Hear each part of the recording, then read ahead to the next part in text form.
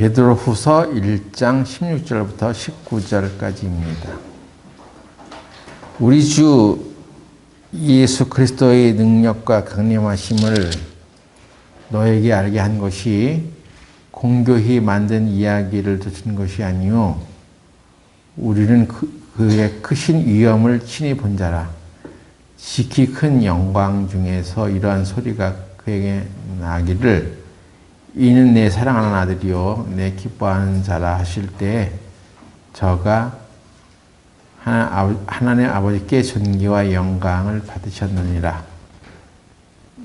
이 소리는 우리가 저와 함께 거룩한 산에 있을 때에 하늘로서 나옴을 들은 것이라. 또 우리에게 더 확실한 예언이 있어 어두운 데 비친 등불 같으니 날이 새어 샛별이 너희 마음에 떠오르기까지 너희가 이것을 주의하는 것이 가하니라. 기도드리겠습니다. 하나님 아버지, 오늘 우리가 이 말씀을 듣고 배울 때 더 높은 수준의 신앙생활이 어떤 것인지를 생각해 보는 시간을 갖게 하여 주시옵소서. 우리의 생각으로 하나님을 쫓을 것이 아니라 하나님이 하신 말씀대로 하나님을 찾아가는 우리가 되게 하여 주시옵소서. 예수님의 이름으로 기도드렸습니다. 아멘.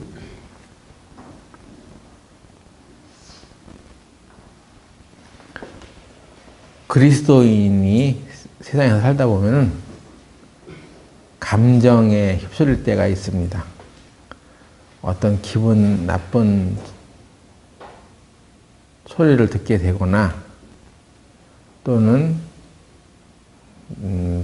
자신에 대해서 해로운 평가를 하는 사람을 만나게 될 때 그 말을 듣고 내 감정이 휩쓸리게 되죠. 그래서 감정에 의해서 상대방을 대하게 될 때도 있습니다. 또 그리스도인들이 신앙생활을 하다 보면 더 확실한 외적인 증거를 추구하기도 합니다. 내가 하나님을 믿는 것은 하나님이 나에게 특별한 어떤 증거를 주셨기 때문이야 하던가 또는 어떤 은사와 능력을 행하게 하시기 때문이야 이렇게 말하는 사람도 있습니다. 오늘 우리가 살펴볼 말씀에는 진리의 눈을 고정하고 살자는 것이죠. 물론 하나님을 섬기고 또 살아가는 가운데 하나님이 역사하셔서 어떻게 나타난 결과와 일들을 보고 우리가 하나님을 증거하며 살아갈 수 있을지도 모르지만 그런 외적인 증거와 역사 때문에 우리가 하나님을 섬기는 것이 아니라 더 높은 수준의 신앙이 있다는 거죠. 베드로는 지금 자신이 이 베드로 후서를 기록하면서 내가 들은 이 말은 우리가 지어낸 얘기가 아니다. 예수님께서 친히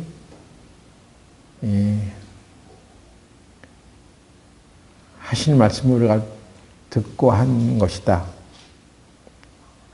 우리가 저와 함께 거룩한 산에 있을 때에 하늘로서 내 사랑하는 아들이요 라는 얘기를 그런 예언을 우리는 확실히 들었다.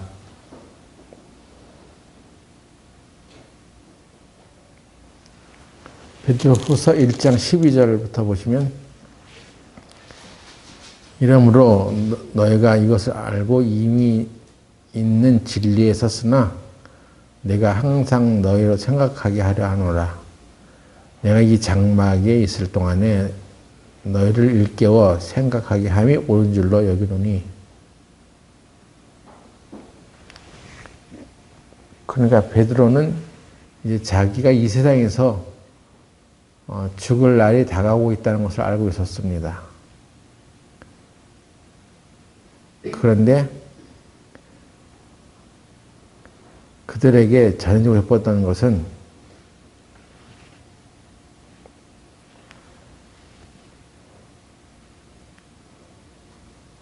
하나님이 어떻게 그들에게 역사하셨는가, 또 하나님은 어떻게 그들과 함께 살아가셨는가, 이것을 증거해 줄 필요를 느꼈던 것이죠. 그래서 내가 떠난 후에라도 이런 걸 생각하게 하려 한다.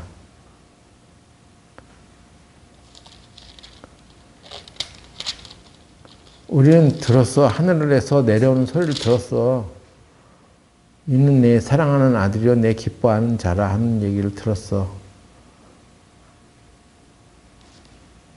예수님은 그렇게 하는 아버지로부터 존귀와 영광을 받으셨지. 우리도 그와 함께 있었는데 그 거룩한 산에 있을 때 하늘로서 들려오는 소리를 우리도 들었어.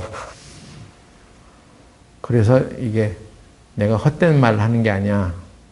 우리도 하늘에서부터 내려오는 소리를 들었지. 이것을 얘기하고 있습니다. 그러니까 베드로가 내가 이렇게 하나님에 대해서 더 확실하게 얘기할 수 있고 증언할 수 있는 것은 우리는 하늘에서 내려오는 소리를 들은 사람들이야. 남들보다 좀 더 영적인 체험을 한 사람들이야. 그걸 이제 얘기합니다. 그런데 더 높은 수준의 얘기가 있어. 우리가 하늘로부터 오는 소리를 듣고 예수님을 증거하는 것이 아니라 베드로후서 1장 19절 이하로 보면 또 우리에게 더 확실한 예언이 있어 어두운 데 비치는 등불과 같으니 날이 새어 샛별이 너희 마음에 떠오르기까지 너희 것을 주의하는 것이 가하니라. 먼저 알 것은 경의 모든 예언은 사설에 풀 것이 아니니 예언은 언제든지 사람의 뜻으로 내는 것이 아니요 오직 성령의 감동하심을 입은 사람들이 하나님께 받아 말한 것입니다. 성경에 기록되어 있는 말씀, 이거는 우리에게 더 확실한 예언이야 하는 것입니다. 그러니까 성경에 있는 모든 예언을 사설에 풀지 마라. 이건 사람 뜻으로 낸 것이 아니라 성령의 감동하심을 입은 사람들이 하나님께 받아 말한 것이다. 그러니까 당신의 신앙이 무엇이오? 이렇게 물었을 때 교제해 나가다 보면 이 사람이 무엇을 가지고 근거를 가지고 얘기하느냐 하면 나 옛날에 하나님을 봐서 하나님이 하늘에서 하는 소리를 내가 들었어. 또는 어떤 신령한 방언을 내가 했어. 이런 사람들이 있는데 그것으로 나는 하나님을 제대로 섬기고 있다고 생각해. 이렇게 말하는 사람도 있는데 그게 아니다. 더 높은 수준의 예언이 있어. 그거는 성경에 기록되어 있는 하나님의 말씀이야. 성경에 기록되어 있는 하나님의 말씀을 내가 믿고 있느냐 하는 것입니다.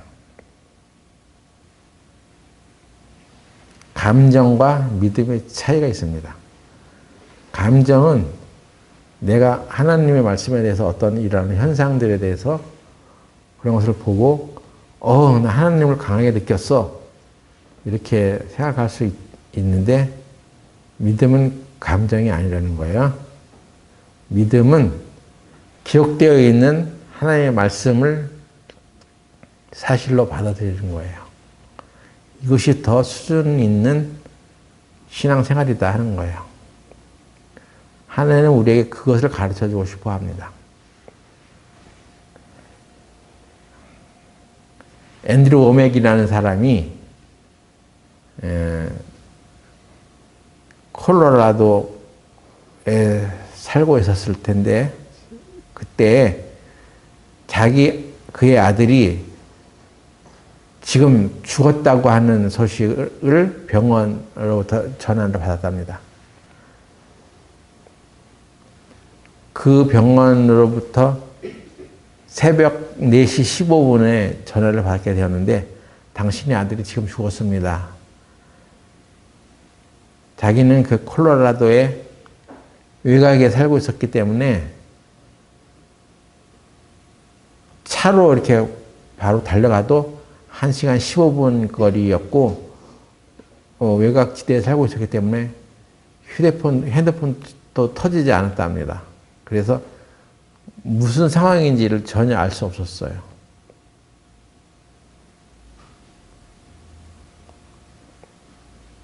그런 전화를 어떤 병원으로부터 우리가 받게 될 때 우리 심정도 그러겠죠. 당신의 아들이 죽었어. 그리고 그 전화가 끊어졌어요.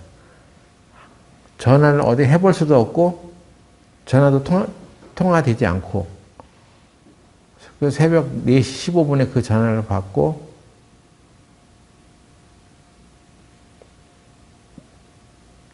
차를 몰아가지고 이제 그 병원을 향해서 쫙 달려갔는데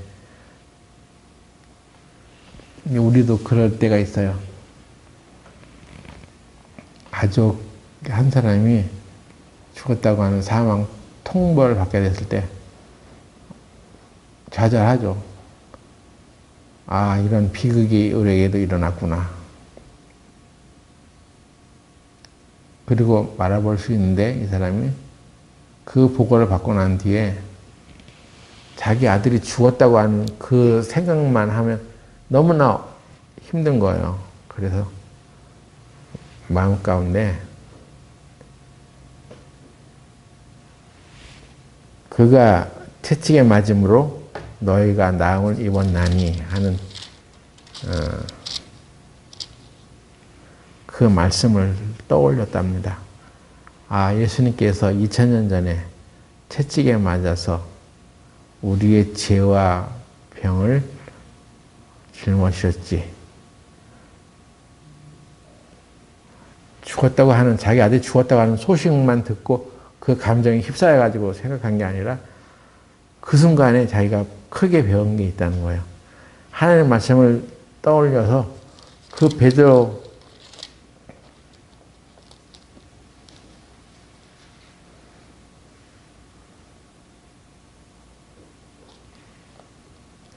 전서가 2장 24절 그가 채찍에 맞음으로 너희가 나온 입었다.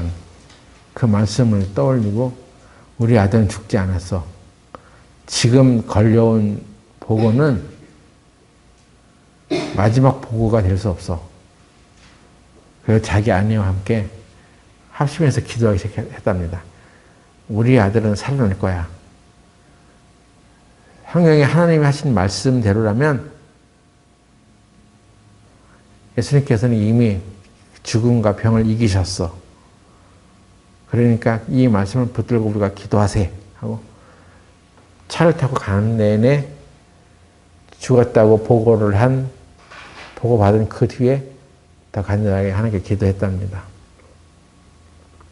그리고 병원에 딱 도착하니까 새벽 5시가 되는 거야.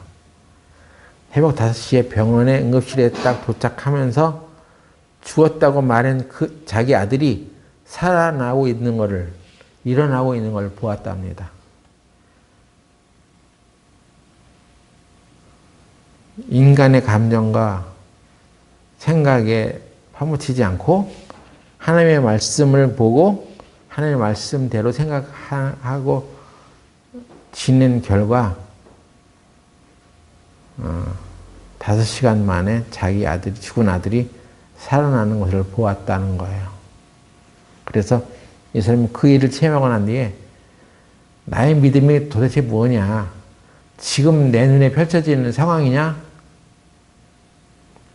그게 아니다. 내가 기록된 하나님의 말씀을 얼마나 믿고 있느냐? 이게 중요한 거다. 그것을 이제 깨달았다는 거예요. 베드로도 이제 그런 얘기를 하고 있는 것입니다. 우리는 하나님으로부터, 하늘에서부터 내려오는 소리를 들었어. 예수님에 대해서 이는 내 사랑하는 아들이요 내가 기뻐하는 자라는 소리를 들었어. 그래서 우리가 예수님에 대해서 증거하는 것은 우리 얘기를 하는 게 아니라 하늘로부터 들은 음성을 듣고 전하는 거야. 나름 타당성을 높여주는 얘기죠. 근데 그것보다 더 확실한 게 있어. 그건 바로 성경에 기록되어 있는 예언의 말씀이야. 이 말씀이 더 확실한 거야. 확실한 예언이야. 그러니까 우리가 어떤 상황에 처해져 있을 때 그 상황에 대해서 상황만 보고 좌절하지 말고 그 상황에 대해서 하나님께서 어떻게 말씀하셨는지 그 기록된 말씀을 보고 그걸 마음에 담고 그 말씀대로 생각하고 그 말씀을 계속 선포하면서 나가는 것이 중요하다는 것입니다. 그게 믿음이에요.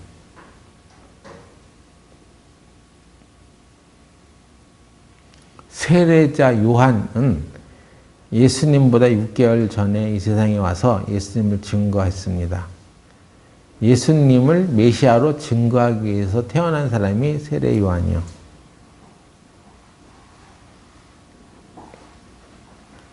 요한복음 1장 23절 보겠습니다.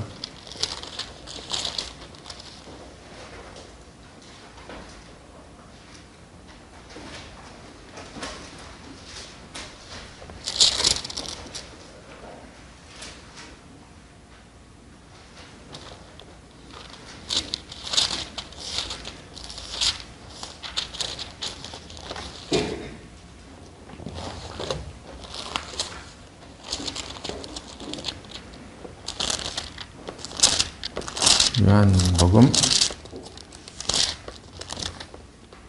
1장 23절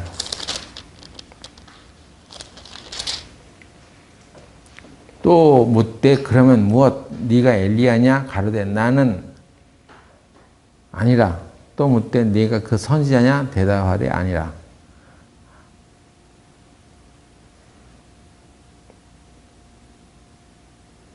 또 말하되 누구냐? 우리를 보낸 이들에게 대답하게 하라. 너는 내게 대하여 무엇이라 하느냐?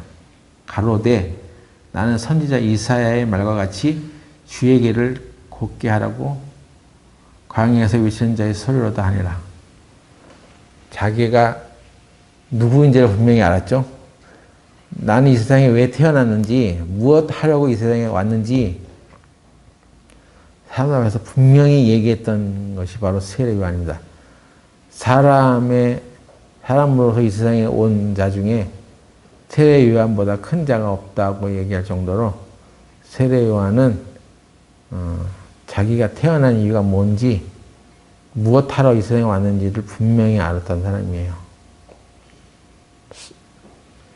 나는 선지자 이사야의 한 말과 같이 주의 길을 곧게 하라고 광야에서 외치는 자의 소리다.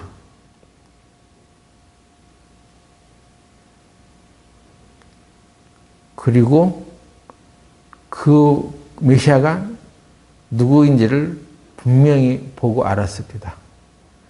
보라, 세상죄를 지고 가는 하나님의 어린 양이로다 라고 말할 수 있을 정도로 예수님에 지목해서 저분이 바로 메시아다. 세상죄를 지고 가실 하나님의 어린 양이다. 이렇게 확신했던 세례 요한이 어찌 된 일인지 그 헤롯에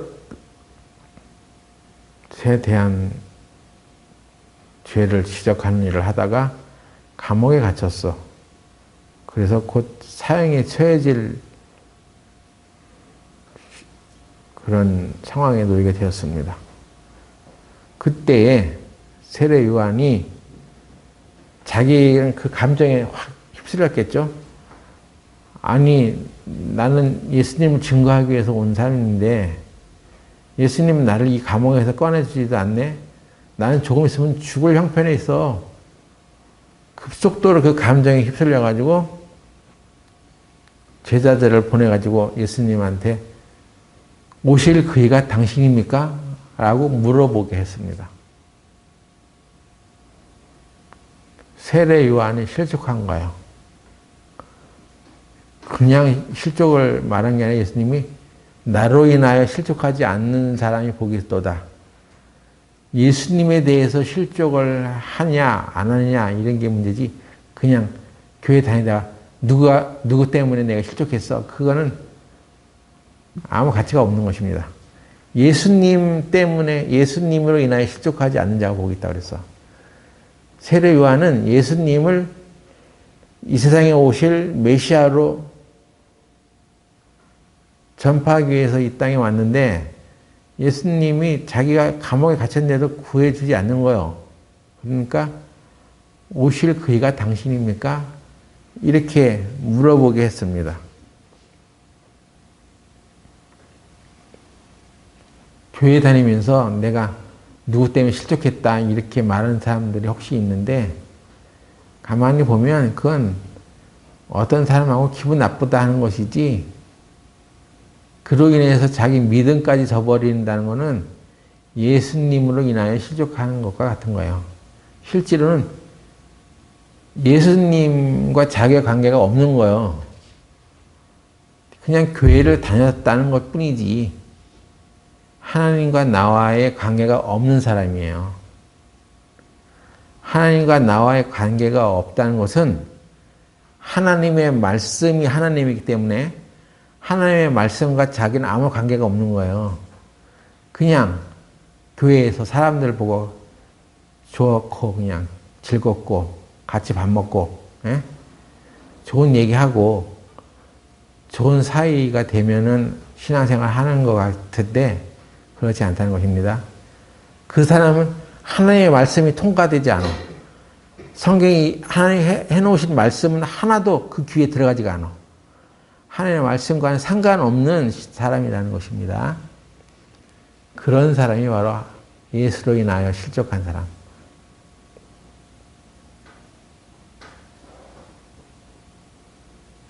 그래서 오실 그이가 당신이 맞습니까? 라고 요한의 제자들이 예수님께 찾아와서 물었을 때 예수님께서 대답을 해 주십니다. 우리 같으면 그래, 바로 내가 바로 그자야, 내가 메시아야, 내가 바로 메시아라고 전해줘, 이렇게 했으면 확실하게 어떤 대답을 해줄 줄 알았는데 예수님은 그런 대답을 하지 않았습니다. 예수님이 해주신 말이 있습니다. 마태복음 11장 5절.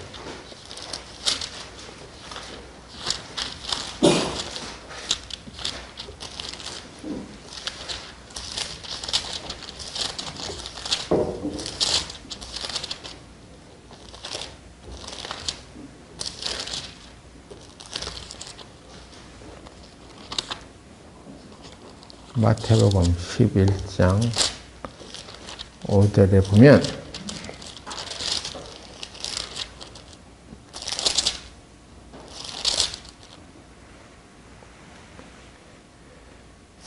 사절부터 보겠습니다. 마태복음 11장 4절부터 예수께서 대답하여 가라사대 너희가 가서 듣고 보는 것을 요한에게 고하되 소경이 보며 앉은 매가 걸으며 문둥이가 깨끗함을 받으며 기머거리가 들으며 죽은 자가 살아나며 가난한 자에게 복음이 전파된다 하라. 누구든지 나를 인하여 실족하지 아니하는 자는 복이 있도다 하시니라. 실족 중에 가장 큰 실족은 자기가 예수님을 믿고 있다고 말하는 사람이 결국은 예수님 못 믿겠네. 예수님이 내 마음에 안 들어. 그래서 신앙생활 안 하면서 마치 이 사람 저 사람들 때문에 내가 실족했어 라고 위장하는 거예요. 실은 예수님에 대해 실족한 거예요. 왜 예수님은 나를 돌아보지 않으세요? 내가 감옥에 갇혔는데 왜 나를 건져주지 않으세요? 근데 예수님께서 뭐라고 말씀하시냐면 가난한 자에게 복음이 전파된다고 해. 소경이 눈을 뜨고 앉은 매가 걷고 문의가 깨끗함을 받고 가난한 자가 복음이 전파되다고 하라. 이 얘기는 요한이 들었던 얘기, 하나님의 말씀을 떠올리게 합니다. 요한아, 너는 하나님으로부터 들은 말씀이 있지? 네가 믿고 있는 예수님에 대해서 하신 말씀이 있어. 근데 너 그거 제대로 믿고 있는 거야? 이것이죠. 이사야 40장 보겠습니다.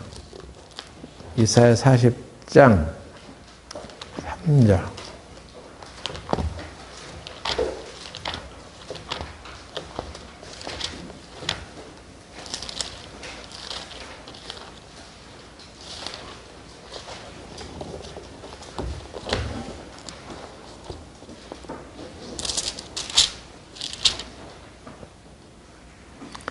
너희 하나님이 가라사대 너희는 이루하라. 내 백성을 이루하라. 너희는 정다이 예루살렘에 말하며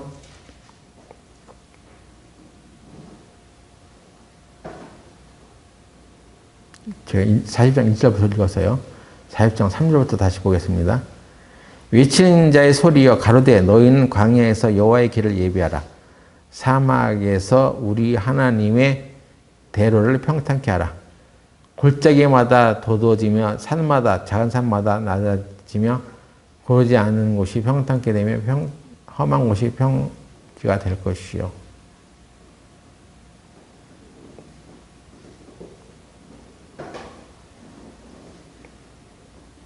이게 외치는 자, 광야에서 외치는 자의 소리라고 했으니까 요한은 바로 광야에서 외치는 자의 소리야. 여호와의 길을 예비하기 위해서 왔다는 그 예언이 이사야서 40장에는 이미 있습니다. 그래서 자기가 나는 광야에서 외치는 자의 소리라고 말했을 때는 이사야 40장에 있는 말씀을 인용한 것이잖아요. 그러니까 요한은 이사야 40장을 통해서 자기의 이 세상의 출생의 목적과 또 해야 할 삶의 목표가 무엇인지를 제공받은 것입니다. 깨달은 거예요. 이사야 40장에 대해서 잘 아는 사람이 이사야 35장을 모르겠습니까? 이사야 35장.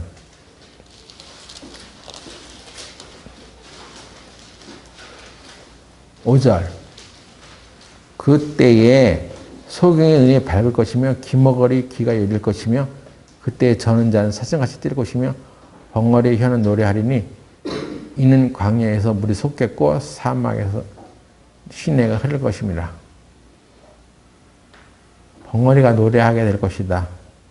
메시아가 오게 되면 그렇게 될 것이다 하는 것을, 이게 거룩한 길이야. 예? 이거를 예비하기 위해서 세례자 요한은 이 땅에 왔습니다. 벙어리 혀는 노래할 것이고 기머리의 귀가 열릴 것이다. 예수님이 오셔서 그런 이적을 행하실 것이라는 것입니다. 그러니까 예수님께서 기머리 귀가 열리고 벙어리가 노래하고 이렇게 하는 일이 일어난다고, 소경의 눈을 뜨게 될 것이라고 하는 일이 일어난다고 전해줘. 이거 얘기는 구약의 이사야서에 예언된 메시아에 대해서 기록된 말씀이 그대로 이루어지고 있다는 것을 전해줘. 이것입니다. 그러니까 요한이 평소에 듣고 배웠던 메시아에 대한 말씀이 그게 이루어지고 있다는 것을 알려주라는 예수님의 대답이었어요. 예수님께서는 세례자 요한의 감정을 위로하고, 그래, 힘들었지? 사람들이 그래도 믿어주지 않고 너를 감옥에 가두니까 힘들었지? 그러니까 걱정하지 마 하고 어깨를 톡톡 치면서 위로해 주기를 요한은 기대했는지도 모르는데, 예수님은 그 대신에 이 말씀에 구약에 기록된 메시아에 대한 예언의 말씀이 이렇게 그대로 이루어진다고 전해줘. 요한에게 네가 믿고 있는 하나님의 말씀이 이루어지고 있는 거야. 이걸 떠오르게 한 거죠. 그러니까 결국은 예수님이 가르쳐 주려고 했던 거는 너는 도대체 뭘 믿고 있어? 네 기분을 믿고 있어? 네 감정을 믿고 있어? 하나님의 말씀을 믿고 있는 거야? 이것입니다.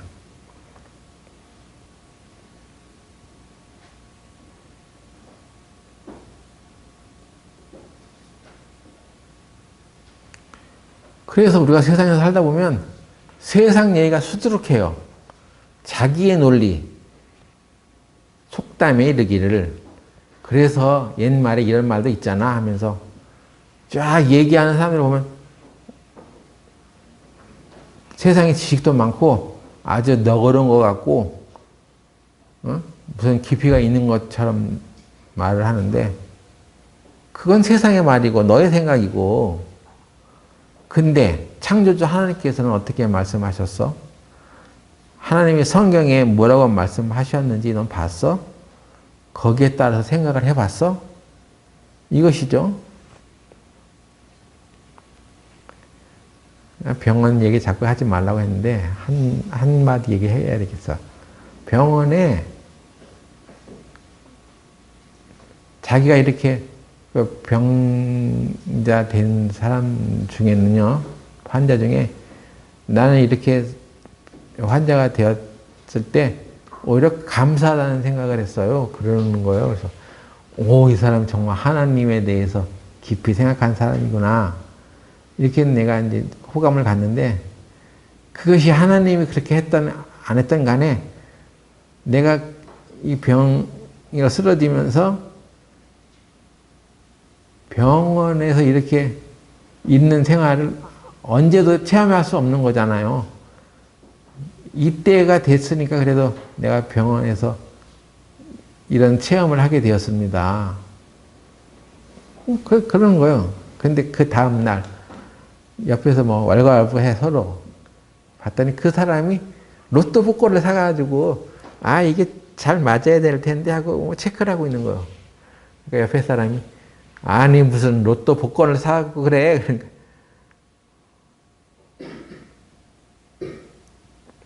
로또는 그거 당첨된 확률이 1등 당첨된 확률이 830만 분의 1이야. 그렇게 얘기를 한 거예요. 그랬더니 그 사람이 그래 그렇게 확률이 맞기 어려운데 그래도 복권을 사두면 안 사면 꽝이고 아무것도 없는 거지만 사두면 일주일을 내가 소망 가운데 살 수 있잖아 그러는 거예요. 로또 복권 안 사면 아무것도 기대할 수 없는데 그래도 로또를 하나 사면 그것이 당첨될 확률을 소망을 가지고 산다는 거야. 소망이라도 있는 게 좋은 거 아니야? 그러는 거예요. 그래서 내가 관여하면 안 되는데 열이 확 받아가지고 무슨 로또를 산 사람이 예수님에 대해서 말을 해. 예수님은 100%야. 100%인 예수님을 믿지 않고 830만 분의 1의 확률을 가진 로또 복권을 믿어? 네가 예수님을 믿는 사람 맞아? 이게 분위기가 이제 험악해진 거죠. 그냥 말을 안 하고 그냥 나왔어야 되는데 내 마음에 그냥 화가 치밀었습니다. 사람한테는 아주 번지르르한 얘기를 하고 좋은 교훈을 주는 사람이라고 평가받을지 모르지만 하나님 앞에는 믿음이 1도 없는 거예요. 그것이. 로또를 믿고 있잖아. 그게 더 소망이라고. 예수님을 믿어본 적 있어? 예수님은 나의 소망이다. 그렇게 생각해 본 적이 있습니까? 그러니까 예수님만이 우리의 소망이다라고 말하면 세상 사람들이 다 비웃어요.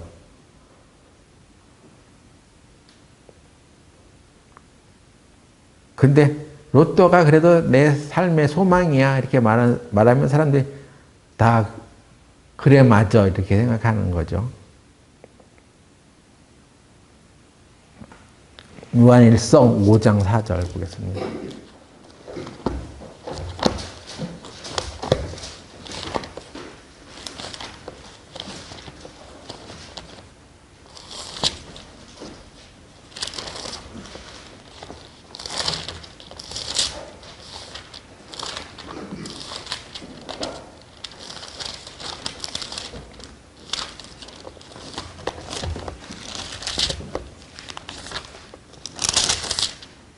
요한일서 5장 4절에 하나님의 아들을 믿는 자는 자기 안에 증거가 있고 내가 지금 뭘 읽었어? 요한일서 5장 10절 읽었네. 5장 10절 한번 읽고 4절 나중에 읽겠습니다. 요한일서 5장 10절 하나님의 아들을 믿는 자는 자기 안에 증거가 있고 하나님을 믿지 아니하는 자는 하나님을 거짓말하는 자로 만드나니 이는 하나님께서 그의 아들에 관한 증거하신 증거를 믿지 아니하였습니다. 또 증거는 이것이니 하나님이 우리에게 영생을 주신 것과 이 생명이 그의 아들 안에 있는 것이 그것이니라. 아들이 있는 자에게는 생명이 있고 하나님의 아들이 없는 자에게는 생명이 없느니라.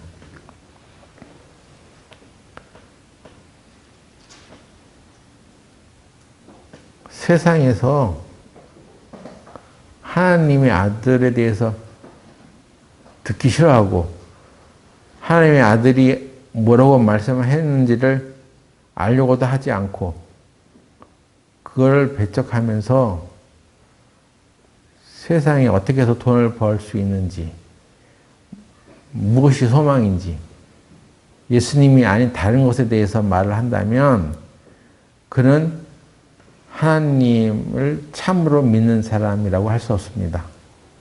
참 하나님. 다들 교회를 다녀도 거짓 하나님을 믿고 있는 거예요. 예수님에 대해서 알고 있다고 하면서도 거짓 예수님을 믿고 있습니다.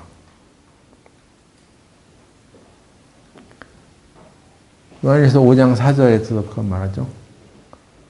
대저 하나님께로서 난 자마다 세상을 이기느니라.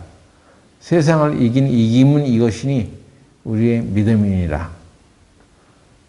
우리가 세상을 이기는 것은 믿음밖에 없습니다. 하나님의 아들이 예수님이라는 것을 믿는 자가 아니면 세상을 이길 수 없다고 했습니다. 그러니까 예수님을 안 믿는 사람은 세상을 이길 수 없는 거예요. 돈이 그 사람의 마음에 확 주장되고 있는 거예요. 하나님과 재물을 겸하여 섬길 수 없다고 하는 하나님의 말씀이 하나도 그 마음에 주장되지 않는 거예요. 그렇기 때문에 하나님의 말씀은 저쪽으로 가 있고 눈앞에 보여져 있는 돈과 세상에 대해서만 걱정하고 고민하고 염려하고 희망이 거기밖에 없는 거예요.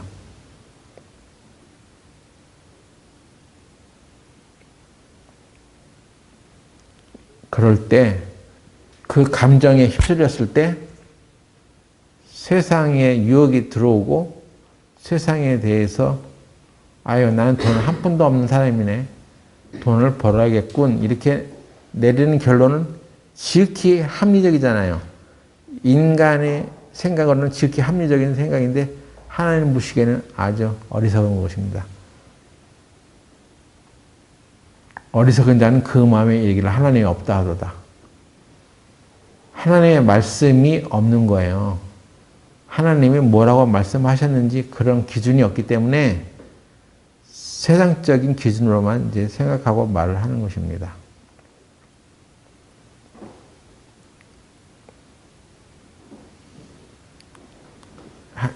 하나님이 말씀하신 그 말씀에 대해서 존중을 해야 되는데 하나님을 안 믿으니까 다시 말하면 하나님의 말씀을 안 믿으니까 그 말씀에 대해서 존중하지 않습니다. 우리가 예수님을 믿는 것은, 하나님 믿는 것은 하나님과 관계를 유지하고 누리는 거거든요. 어떻게 하나님과의 관계를 유지하고 누려? 하나님의 말씀에 대해서 그 말씀을 존중하고 그 말씀대로 반드시 이루어진다 하는 그런 것을 믿고 살아가는 것이 하나님과 관계를 유지하고 있는 사람이에요. 그래서 세례자 요한도 세상에 태어난 사람이 에게서 난 자 중에 세례 요한보다 큰 사람이 없다고 할 정도로 위대한 선지자였지만 순간적으로 그는 판단 기준이 하나님의 말씀이 아닌 것이 되어버린 거예요. 그러니까 저도 그랬던 적이 있는 것 같아요.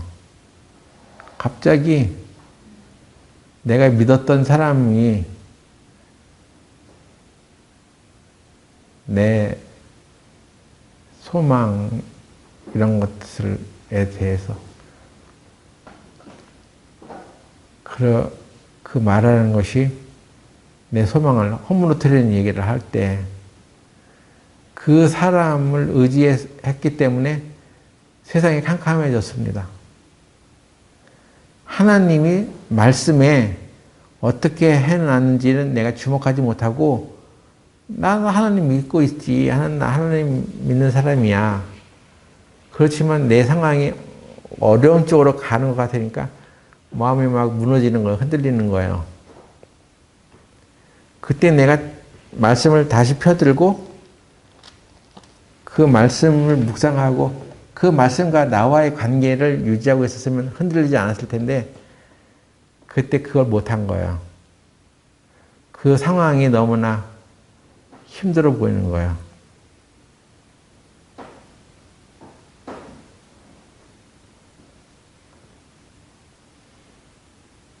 내 감정과 믿음의 차이가 벌어진 것입니다. 세례 요한도 예수님을 메시아로 증거하기 위해서 온 자라는 것을 그가 말씀을 들었죠. 이사야에 기록된 말씀을 분명히 자기도 알았습니다. 그런데 감옥에 갇히는 순간 그때 놓친 거예요. 오실 그이가 당신입니까? 그렇게 묻게 된 거죠.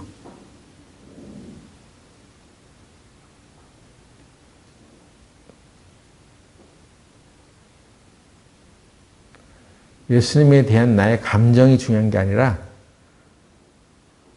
예수님이 하신 말씀에 대해서 내가 존중하는 것이 있느냐 하는 거예요. 아무리 교회를 다니고 예수님 나 믿고 있는 사람이라고 얘기해도 하늘 말씀을 기록된 말씀은 그냥 아무것도 없고 그 말씀 듣기도 괴로워하고 그 말씀을 읽지도 않으면 예수님과 나의 관계가 없는 거 아니에요? 예수님과 나의 관계에 대해서 다시 말하면 하나님의 말씀과 말씀을 묵상하고 살피면서 그 말씀을 통해서 자기 자신을 살펴보는 그런 시간이 있는 사람만이 예수님에 대해서 확실하게 증거할 수 있는 거예요. 일주일 동안 내내 그냥 예수님과 말씀과 상관없이 세상에서 살다가 급조해가지고 하나님의 말씀을 이렇게 메모해가지고 설교를 한들 그의 설교를 통해서 예수님이 전달되냐는 거예요. 그냥 자기 생각과 말만 쏟아놓는 거예요. 그건 설교가 아니에요. 자기 넋두리에 불과해. 그 넋두리 들으려고 우리가 모였어요? 하나님의 소리를 들으려고 우리가 모였잖아요. 하나님이 우리의 이 어려운 상황에서도 어떻게 말씀하시는가. 그게 나를 통과해서 나타날 때 그의 설교에는 참된 하나님의 메시지가 있는 것입니다. 세례자 요한도 그걸 순식간에 놓쳐버리고 나는 광야에서 외치는 자의 소리지 예수님을 메시아라고 증거하기 위해서 이 세상에 태어난 사람이지 감옥에 갇혔어도 예수님은 바로 그런 분입니다 라고 증거를 했어야 되는데 그 사람이 뭐 세상 일에 관여하다가 그렇게 된 것일까요? 예? 그러게 왜 그리스도인이 정치에 관여를 해? 헤롯 왕이 잘못을 했건 안 했건 그걸 왜 말해? 그래서 당한 일이냐는 거예요. 그렇지 않아요. 아니 헤롯 왕이 잘못했다고 말한 게 뭐가 잘못이요? 예? 문제는 그로 인해서 어떤 박해가 왔을 때 내가 예수님을 하신 말씀을 그대로 믿고 있냐는 거죠. 그래서 저도 최근에 내 눈앞에 보여지는 상황이 너무나 힘들게 나를 이끌어가서 말씀대로 내가 믿고 있다는 것을 증거하지 못했던 것이 있습니다. 나는 여러분에게 치유를 깨닫고 제일 먼저 가르쳐 준 사람이에요. 아, 하나님 말씀대로 우리가 치유를 받는구나.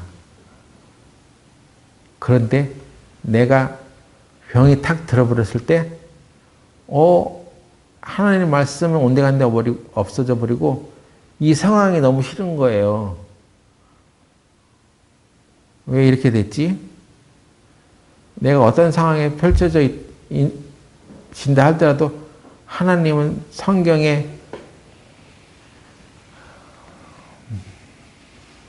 내 죄 때문이 아니라 예수님 때문에 나에게 은혜를 베풀어 놓으시고 내 병을 다 치료해 놓으셨다는 이 말씀을 확실히 붙들고 있었으면 그게 무슨 상관이에요. 내가 걱정하고 염려했던 일들이 지금 하나님의 말씀을 가지고 묵상하다 보니까 아무 문제가 안 되더라고요.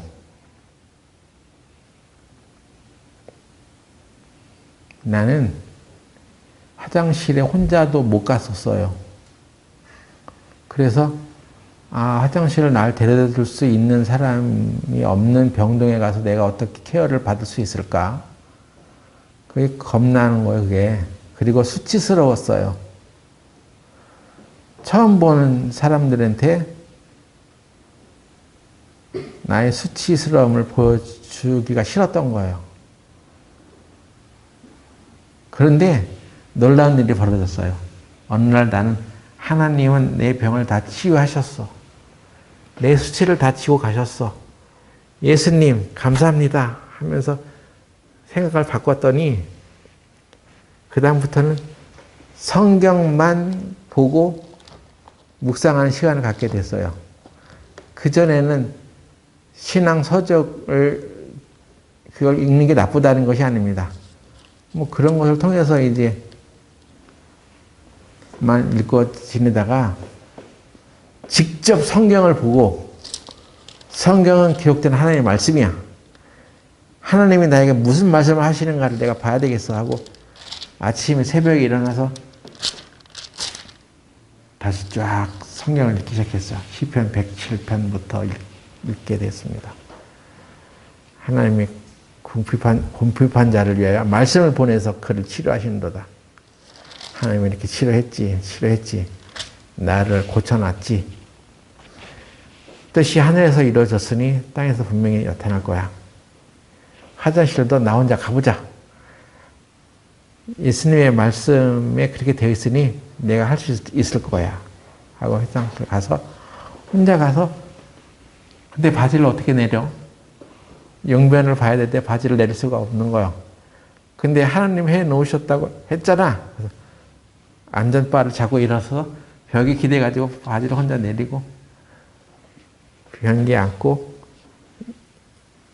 용변을 처리하고 뒤처리를 다 하고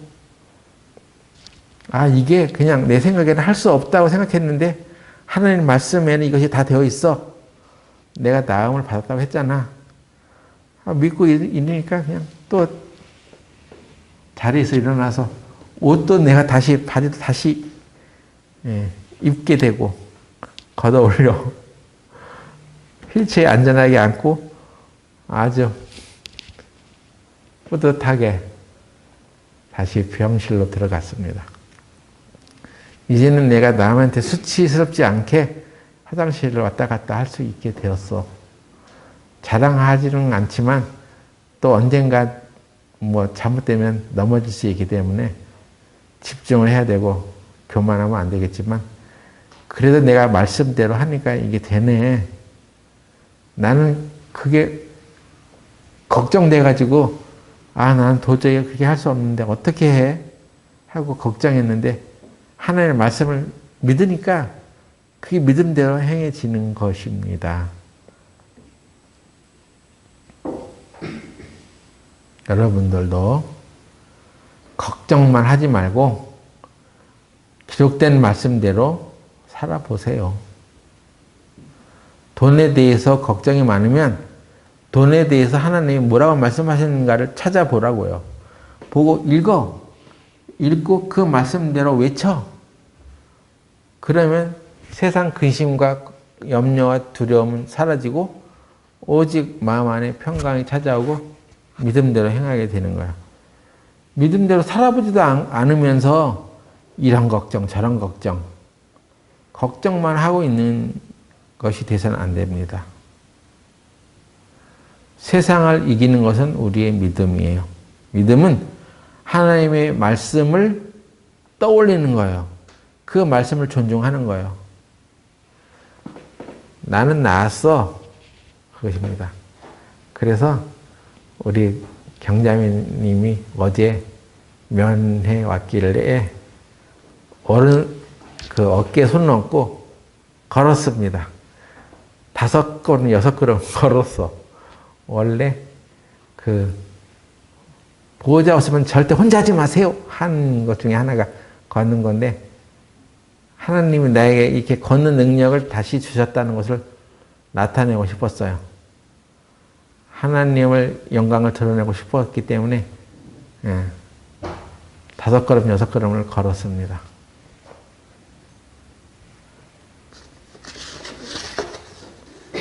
기록된 하나님의 말씀을 내가 의지하지 않았다면 엄두도 못 내고 용기도 못 냈을 일인데 하나님이 이렇게 하셨잖아.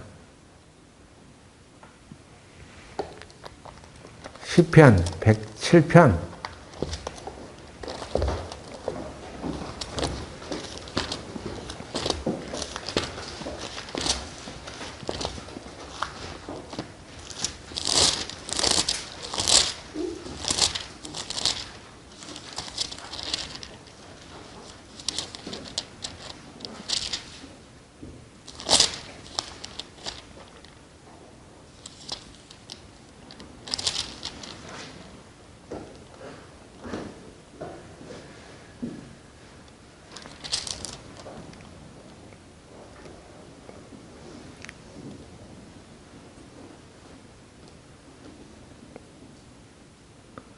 8절부터 보면은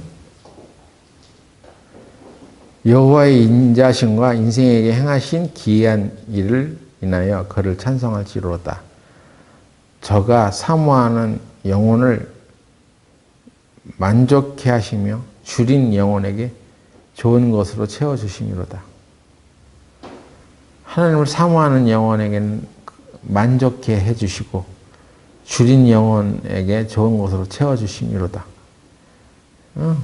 그렇구나. 하나님이 이렇게 말씀해 놓으셨구나. 내가 배가 고픈 상황에 처해진다 하더라도 내가 하나님을 존중하니까 내 영혼에게 좋은 것으로 채워주시는구나. 위로가 되는 것입니다. 이게 믿음이에요. 믿음은 내가 어떤 교회 생활을 했다는 게 아니라 하나님의 말씀을 내가 어떻게 받아들이고 있느냐 는 거예요. 하나님의 말씀을 읽지도 않고 하나님의 말씀은 전혀 자기 마음 가운데 주장도 안 되고 이러쿵 저러쿵 해봐야 그 사람은 아무 신앙이 없는 것입니다. 교회를 옮긴다고 달라지는 게 아니에요. 하나님의 말씀과 자기의 관계는 교회를 옮긴다고 달라져요? 그게 아니죠. 하나님의 말씀을 어떻게 대하고 있느냐는 지금 성경을 펴서 그 말씀이 나한테 하는 말을 내가 받아들이고 있느냐는 거예요.